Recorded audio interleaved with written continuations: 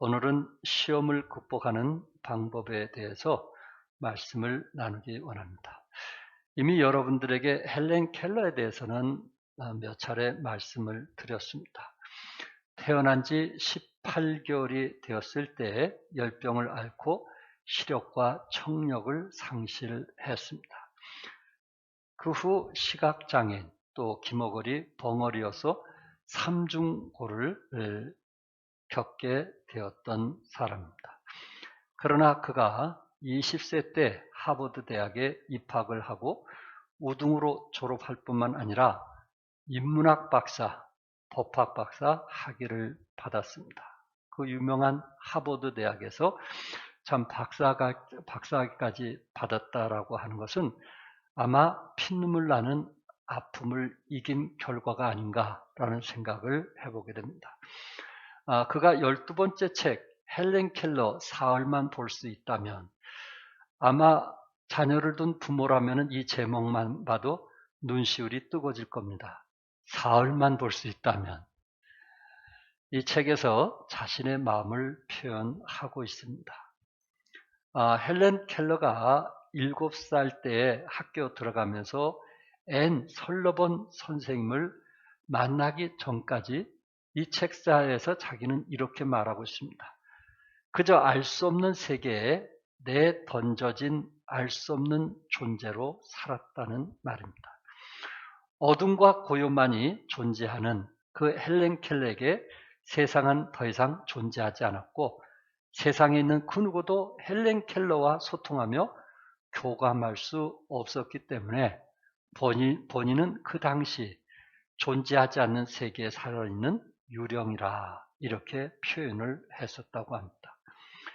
그러나 그가 7살 때에 이제 수화와 점자를 배우기 위해서 이 크리스찬 앤 설리번 선생님을 만나게 되었을 때 참 삶을 포기했던 그에게 참 선생님이 기도하시면서 그의 마음을 두들기게 되었고 또한 참 그의 마음을 읽으려고 애쓰던 가운데 그의 인생이 바뀌게 되었습니다. 앤 설리번 선생님의 도움으로 사람과 소통할 수 있게 되었고 또한 그녀는 어둠과 침묵의 감옥에서 빠져나올 수 있었다고 합니다. 그러면서 책자 속에서 자기 인생을 쭉 돌아보면서 이런 표현을 했습니다. 인격은 편안하고 조용한 가운데 개발될 수 없다. 오직 실현과 고난의 체험을 통해서만 영혼은 강해지고 비전은 분명해지며 야망은 고무되고 성공은 고치된다. 그렇구나. 어떻게 보면은 시련이라는 것이 우리에게 없어서는 안 될 부분이구나. 그러니까 우리가 어떤 질문을 할 때 어떻게 하면 시련을 당하지 않을 것이냐라는 질문보다는 어떻게 하면 시련을 이길 수 있는가? 이런 질문이 우리에게 필요하지 않겠느냐 하는 것입니다. 왜? 시련이라는 것이 우리에게 유익하다고 하니까 이제 우리는 시련을 피하려고 하지 말고 어떻게 하든지 그리스도 안에서 시련을 딛고 이기자 말이에요. 그랬을 때 우리는 참된 변화와 성숙한 삶이 되지 않겠느냐 하는 것입니다. 시련을 극복하는 방법에 대해서 세 가지 말씀을 드리기 원하는데 첫째, 시험을 기쁘게 받아들여야 한다는 것입니다. 2절에 내 형제들아 너희가 여러 가지 시험을 만나거든 온전히 기쁘게 여기라. 시험을 만날 때 성경은 뭐라 했어요? 어떻게 여기라고요? 기쁘게 여기라. 이 시험을 만난다는 말은 원래 시험을 마주친다는 것이거든요. 여러분 시험을 언제쯤 마주칠 것 같아요? 언제쯤 시험을 마주쳤으면 좋겠어요?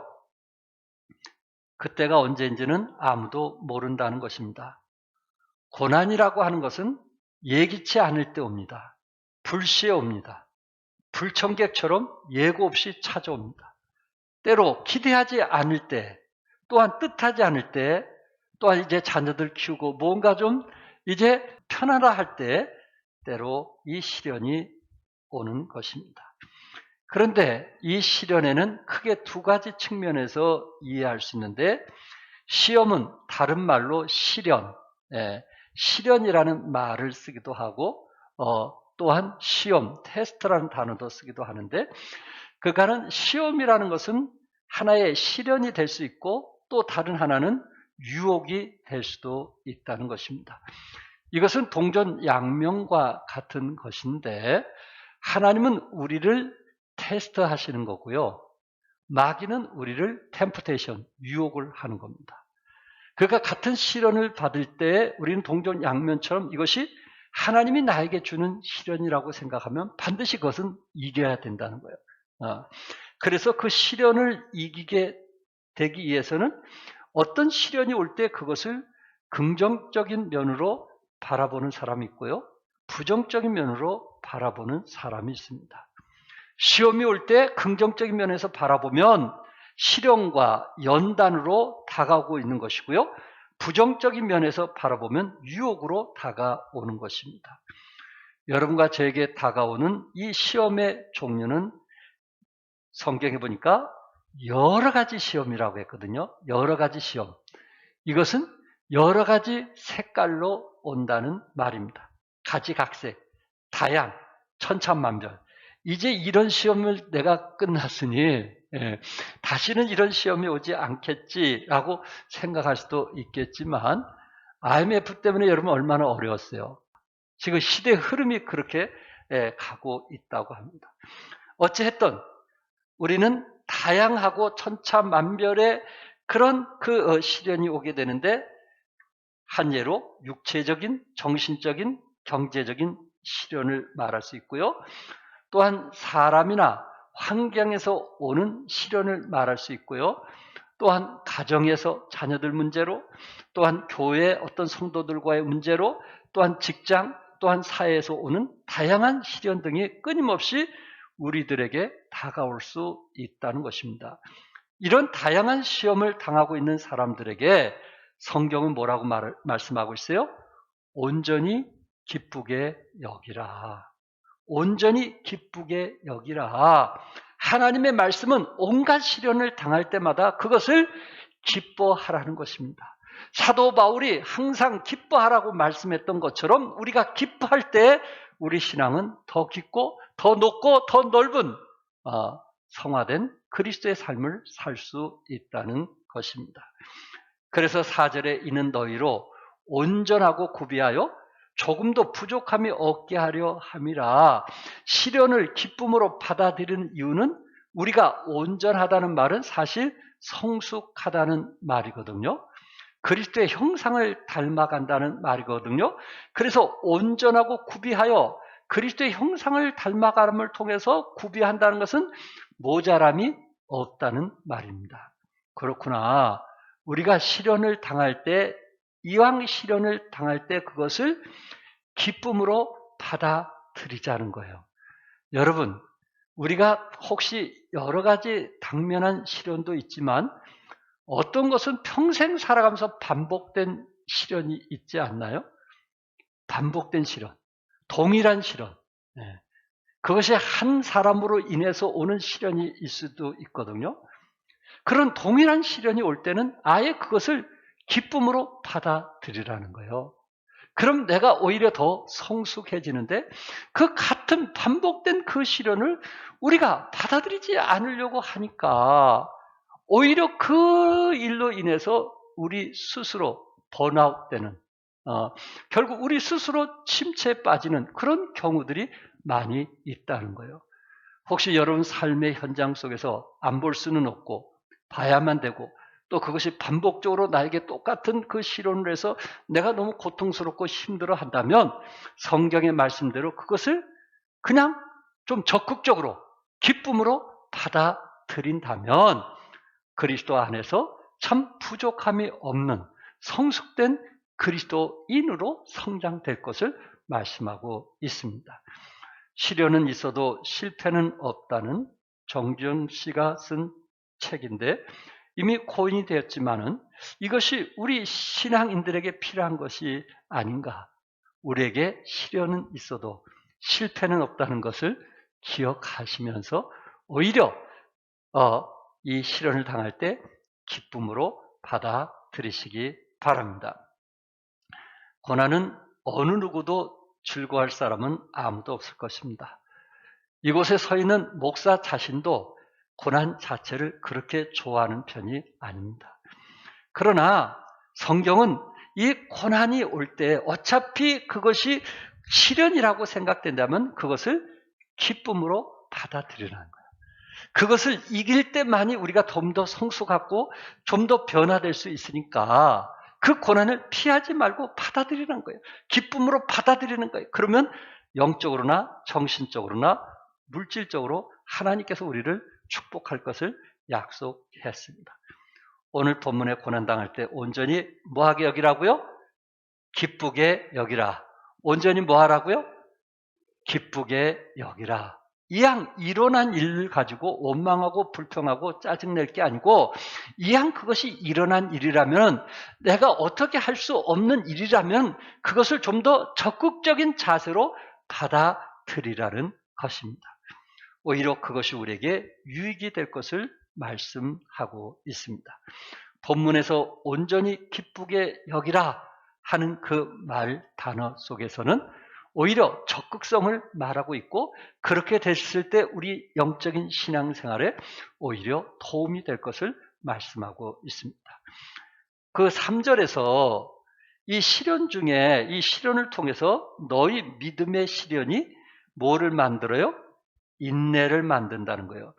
오히려 그 시련이 우리를 더욱더 강하게 만들 것을 말씀하고 있어요. 여러분, 시련이라는 단어는 원래 연단이라는 뜻이거든요.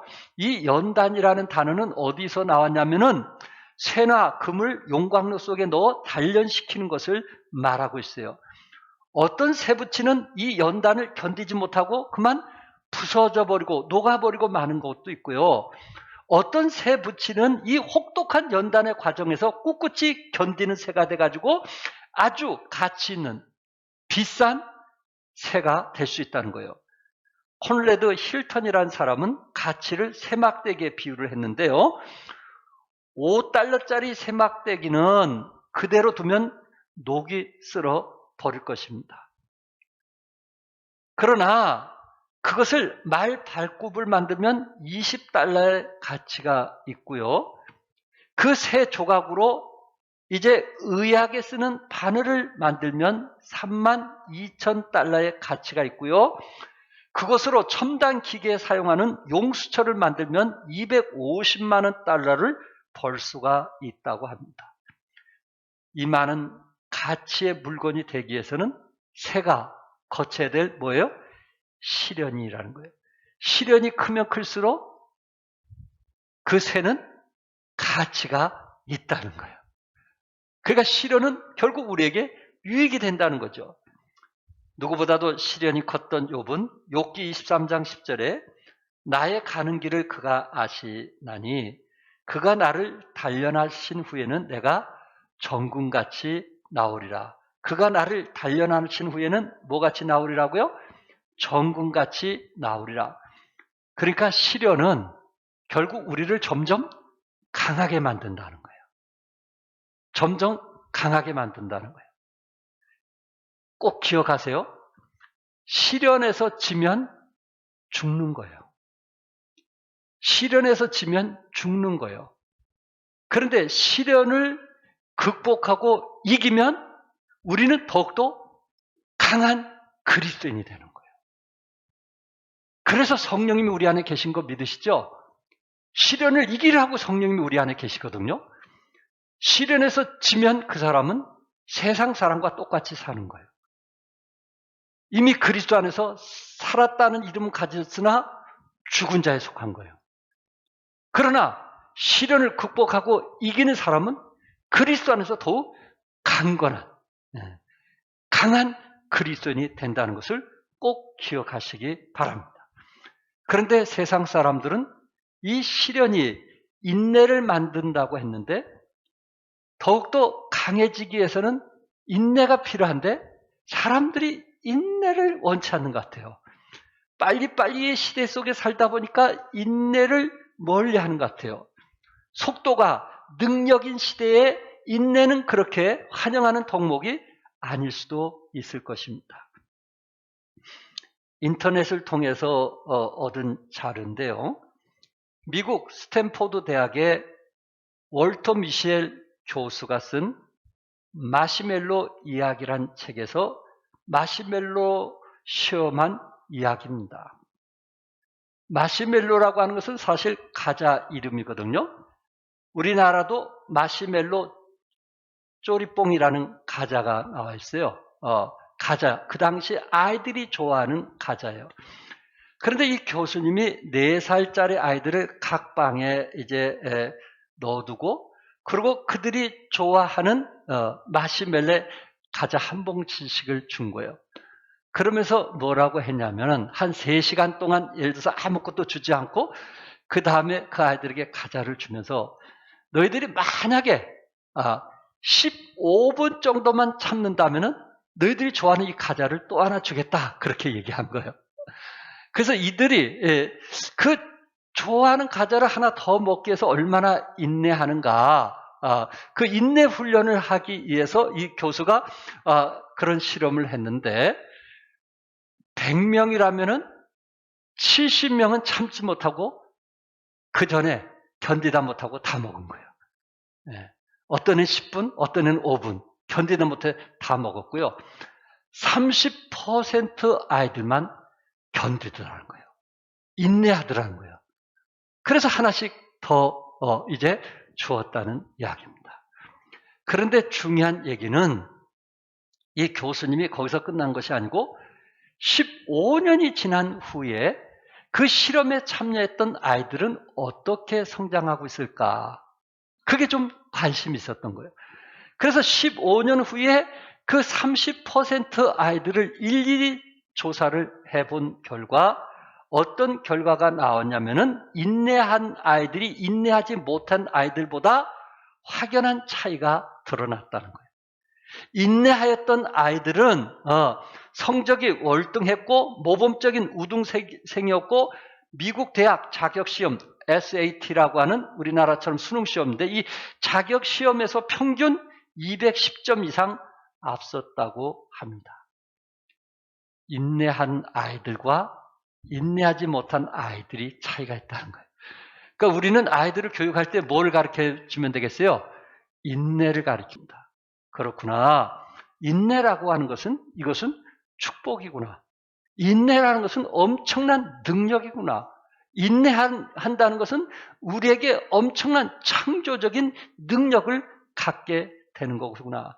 그래서 우리 주님께서 뭐라고 말씀했어요? 인내하라고 말씀을 했던 것입니다. 온전하고 구비하여 조금도 모함이 없게 하려 함이라. 부족함이 없게 하려 함이라. 구비한다는 것은 갖춘다는 거 아니겠어요?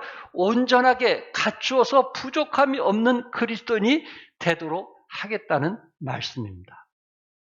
교육학을 전공한 교수의 아버지의 이야기입니다. 세 자녀를 키우면서 교육학적으로 이제 이 아이들이 뭐가 다른가라는 것을 연구하게 됐는데 자기 자녀들을 키우면서 어느 날 이제 지나다니는 곳에 장애물을 하나 두었다고 합니다. 그런데 첫째가 나이가 좀 많은 첫째가 그 장애물을 딱 지나가더니 딱 멈추더라는 거예요. 그래서 엄마라고 부르더라고요. 엄마. 빨리 이 장애물 치워달라고 엄마 부르더라고요. 그보다 나이 어린 둘째가 딱 지나가더니 장애물이 있으니까 싹 피해가더라는 거예요. 싹 피해가더라고요. 셋째 막내가 딱 오더니 장애물이 있으니까 발로 팍 차고 나가더라는 거예요. 아니 같은 뱃속에 나온 아이인데 다 다른 거예요. 멈추고 피하고 발로 차서 나가고. 그래서 교육학을 전공했으니까 학생들을 가르치면서 그 학생들이 어떤가라고 시험했는데 역시 세 종류라는 거예요. 어떤 장애물이 있게 됐을 때 멈추는 아이, 엄마를 부르는 아이, 어떤 장애물이 있을 때 항상 피해 다니는 사람, 힘드니까 요리 피하고 저리 피하는 사람, 어떤 사람은 그 장애물이 있을 때 믿음으로 박차고 나가는 사람. 여러분은 어떻습니까? 우리에게 당면한 시련을 어떻게 여러분은 감당하고 있습니까? 멈추십니까? 피하십니까? 그렇지 않으면 하나님을 바라보면서 박차고 나가십니까? 이게 우리의 믿음 아닐까요? 우리는 마지막 장애 속에서 하나님의 능력, 부활하신 예수님의 능력을 우리가 보여주기를 원하는 거예요. 그래서 어떤 시련이든지 승리할 수 있기를 바랍니다. 두 번째는 이 시련을 이기기 위해서는 하나님께 지혜를 구하는 것입니다. 5절에 너희 중에 누구든지 지혜가 부족하거든 모든 사람에게 후히 주시고 꾸짖지 아니하시는 하나님께 구하라. 그리하면 주시리라. 고난 당할 때는 고난에만 몰두하기가 쉽습니다. 고난의 목적을 보지 못하고 고난이 나에게 손실이 올 것처럼 생각을 해서 고난에 몰두하다 보니까 더 힘들어가는 그런 그리스도인들도 있을 수 있다는 것입니다. 여러분과 저에게 고난이 올 때, 생각지 않는 고난이 올 때, 또한 파도처럼 항상 하나가 끝나면 또 고난이 올 때 우리는 어떻게 해야 되겠는가? 하나님께 뭘 구하는 거예요? 지혜를 구하는 거예요. 이왕 같은 고난이라면, 이왕 똑같은 어려움이라면 그것으로 1년, 2년 계속 마음고생하지 말고 그것을 기쁨으로 받아들이면서 하나님께 지혜를 구하라. 하나님, 이 부분을 어떻게 했으면 좋겠습니까? 하나님께 지혜를 구하고 하나님께서 인도하신 대로 우리가 순종하자는 말씀입니다. 오늘 본문에서 분명히 너희 중에 누구든지 지혜가 부족하건 누구든지라고 했어요. 예라는 것이 없어요. 어린아이건 어른이건 또한 적게 배웠던 많이 배웠던 많이 가졌던 적게 가졌던 누구든지 이런 시련을 당할 때 하나님께 지혜를 구하란 말이에요. 그러면서 6절에 오직 믿음으로 구하고 조금도 의심하지 말라. 여러분과 제가 하나님께 지혜를 구하되 그것을 믿음으로 구하라 말이에요. 믿음으로. 지혜는 어디부터 내려오는 거예요? 성경에 보니까 지혜는 하늘에서 내려오는 거라고 그랬어요. 지혜는 땅에서 오는 것이 아니에요. 지식은 땅에서 오는 것이지만 지혜는 하나님으로부터 내려오는 거예요. 그 지혜를 구할 때 믿음으로 구하고 의심하지 말라. 왜 그랬을까요? 의심하는 사람은 7절과 8절에 이런 사람은 무엇이든지 주께 얻기를 생각하지 말라. 두 마음을 품어 모든 일에 정함이 없는 자라. 이런 사람은 아예 하나님께 얻을 생각을 하지 말라는 거예요. 여러분과 저에게 생각지 않는 시련, 어려움이 올 때 우리는 무릎을 조아리고 하나님께 지혜를 구하면서 또한 이 어려움을 어떻게 하면 극복할 수 있는지, 해결할 수 있는지 이 지혜를 통해서 해결할 수 있기를 바랍니다. 성숙한 사람은 하나님께 뭘 구하게 될 거예요? 지혜를 구하게 될 것이고, 미성숙한 사람은 세상의 경험을 가지고 고집을 품으면서 끝까지 살게 될 것입니다. 19세기, 20세기에 심리학자들 가운데 성인 아동이란 말을 많이 사용했어요. 성인 아동. 어른 아이. 어른인데 누구와 같다는 거예요? 어린아이 같다는 것입니다. 제 서재에 이런 내용의 책들이 몇 권이 있는데요. 한 예로 내가 어린아이 시절에 사람으로부터 어떤 충격과 고통을 당하면 어른이 되어서도 사람을 믿지 못하게 된다는 거예요. 어릴 때 그 상처가 어른이 되어서도 사람을 믿지 못하는 이유는 어른 속에 어린 시절에 배신당하고 충격받은 아이가 그대로 남아있기 때문이라는 거예요. 그래서 이 심리학자들은 내적인 아이, 혹은 어른 아이, 성인 아이, 내면 아이라고 말을 하는데 그가 어릴 때 몸에 밴 그 시절을 이제 추격을 하고 과거에 어떤 상처를 추격해서 그것을 드러나게 함으로써 치료하는 방법이거든요. 그러니까 어릴 때 그 트라우마가 나이가 들어서도 트라우마가 있는 거예요. 우리 교회 안에서도 학생 시절에 또한 어릴 때 이 물가에 가서 빠져 죽을 뻔한 사람들은요, 절대적으로 커서도 물가에 안 가는 사람이 현재까지 있습니다. 어릴 때 그 충격이, 트라우마가 너무 커가지고 이미 어른이 됐는데도 물가에 들어가질 못하는 거예요. 그걸 갖고 뭐라 그래? 아이라고 합니다. 사도 바울은 고린도 교회 성도들이 영적으로 어린 아이라고 했는데 다른 표현으로는 육신에 속한 자라는 것입니다. 구원받고 신앙생활은 오래되었지만 성인 아동, 어른 아이의 삶을 산다는 것입니다.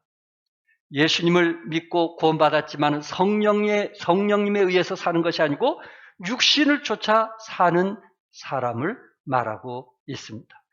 로마서 8장 6절에 육신의 생각은 사망이요 영의 생각은 뭐라고 했나요?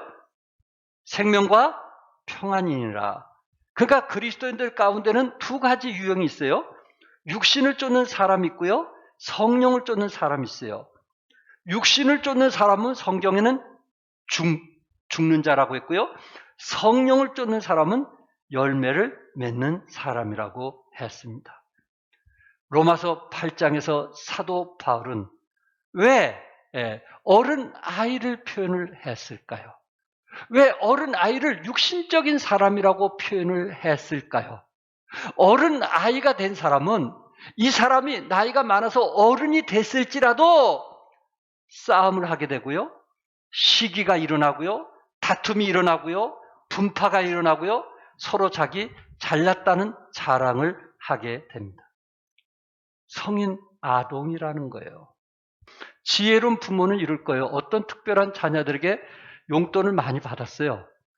그 용돈을 받게 되었다든지 큰 선물을 받았다고 했을 때 아무 자식에게나 나 이것 받았다 저렇게 받았다 자랑하는 부모는 없을 거예요. 왜 자랑을 못해요? 자랑하고 싶죠? 왜 자랑을 못해요? 돈 없는 아이가 상처받을까 봐. 누구 형제는 줬는데 자기는 못 줬기 때문에 마음 아파할까 봐 마음 놓고 자랑을 못하는 거예요. 마음 놓고 드러내질 못하는 게요. 이게 부모 마음 아니겠어요? 이게 성숙한 부모 마음 아니겠어요? 그런데 자녀들은 부모에게 받은 그대로 자랑하는 거예요. 엄마가 나 뭐 줬어? 아빠가 나 뭐 줬어? 그냥 생각 없이 자랑할 수 있는 거예요. 이게 부모와 자식의 차이라는 거예요. 성인과 아동의 차이라는 거예요. 바로 그리스도 안에서 성숙한 사람과 미성숙한 사람의 차이점이 뭐냐? 우리의 마음을 좀 더 넓히면서 살아가느냐? 그렇지 못하면 어린아이와 같은 마음을 가지고 사느냐? 그것이 어른 아동이다. 이렇게 표현을 했던 것입니다. 여러분, 사도 바울은 고린도 전후서에서 사도 바울이 사용했던 단어 중에 고린도 교회는 이미 문제아 교회라는 거 아시죠? 서로 자랑하고 자기 드러내기 좋아하고 칭찬받기 좋아하고 은사 자랑하고 교회 중에 고린도 교회가 가장 문제아 교회였거든요. 그리고 사도 바울을 사도라고 칭하지 않는 몇 사람들이 고린도 교회 안에 있었던 거예요. 사도 바울은 사도가 아니다. 그래서 우리에게 말씀을 가르칠 자격이 없다. 그렇게 한 몇 사람들이 있었어요. 그렇게 사도 바울 오직하면은 내 입이 둔하지만 내가 필소 이제 글로 너희들에게 쓰마 하고 고린도 전후서를 글로서 써 보내준 거 아니겠어요? 그런데 사도 바울이 자기를 그렇게 싫어하고 미워하고 그렇게 문제 많은 교회에 사도 바울이 하고 싶었던 말은 뭐냐면은 고린도전서 13장에 있는 말씀인데 믿음과 소망과 사랑 중에 제일은 뭐라 그랬어요? 사랑입니다. 그 얘기를 한 거예요. 사도 바울은 그 문제 있는 사람들을 끝까지 사랑한 거예요. 그리고 끝까지 저들이 그리스도 안에서 성장하고 변화되기를 원했던 거예요. 때로 시기와 질투로, 때로 마음 상처로 어려움을 당하고 있었지만 사도 바울은 그럼에도 불구하고 저들을 내려놓지 아니하고 저들이 그리스도 사랑 안에서 성숙되기를 원했던 거예요. 어린아이와 같이 되지 말고 육신적인 사람이 되지 말고 영적인 사람이 되기를 원했던 거예요.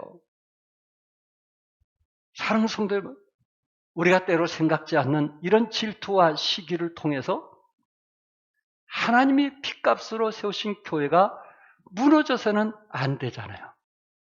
우리 가운데는 부모와 같은 마음을 가진 사람, 품을 수 있는 사람, 모든 사람을 그렇다고 인정해 줄 수 있는 사람, 성숙한 사람, 왜 자식처럼 나만 사랑해 주지 않느냐고 하는 사람도 있을 수 있겠지만 부모는 모두 다 사랑하고 모두 다 관심 갖고 모두를 위해서 기도해 준데 그 마음을 헤아릴 수 있는 사람. 그래서 어떤 시련으로부터 자신을 이기는 그러한 문제로 인해서 자신이 무너지고 깨지고 전에 가졌던 영적으로 충만한 그런 삶 속에서 멀어져가는 신앙이 아니고 좀 더 어른이 되어서 성숙한 그리스도인. 그럴 때 이 시련을 이겨서 더욱더 하나님을 기쁘게 하는 삶을 살 수 있다는 것입니다. 끝으로 세 번째, 시험 당할 때 주님께 인정받아야 한다는 것입니다. 12절에 시험을 참는 자는 복이 있나니 이는 시련을 견뎌낸 자가 주께서 자기를 사랑하는 자들에게 약속하신 생명의 면류관을 얻을 것이기 때문이라. 결국 시험을 참는 자는 뭐가 있어요? 복이 있다고 말씀했고 어떤 복이에요? 하나님께서 약속하신 생명의 면류관을 얻게 되는 거예요. 시련에서 지는 사람은요, 육신적인 삶으로 돌아가게 되고 그 사람은 하늘의 상을 받지 못하게 되지만 시련을 견디고 이기는 사람은 하나님께서 생명의 면류관을 주시겠다고 말씀했어요. 그러므로 시련을 이기는 길은요, 여러분과 제가 포커스를 고난에서 벗어나려고 하는 것보다는 주님으로부터 인정받으려고 하는 게 중요한 거예요. 내가 어려움을 당할 때 이 어려움 속에서 어떻게 하면 하나님 앞에 인정받을 수 있는가? 그래서 그 시련을 딛고 이기는 거죠. 그것을 문제를 바라보면 우리는 더 고통과 어려움을 당하게 되는 것입니다. 시험을 참는 자는 복이 있다고 했어요. 시련 속에 이대한 업적을 남긴 사람은요, 오늘 하루 종일 얘기해도 다 말할 수 없어요. 여러분이 아신 대로 존 버년 같은 사람은 그는 침례계 목사였지만 감옥에서 철로 역정을 집필했어요. 성경 다음으로 기독교인이 제일 많이 읽는 책이 철로 역정이었어요. 에디슨은 청각 장애자였으나 추궁기를 발명했고 밀턴 같은 사람은 시각 장애인이었지만은 영국에서 최고의 시인이라고 알려져 있는 것입니다.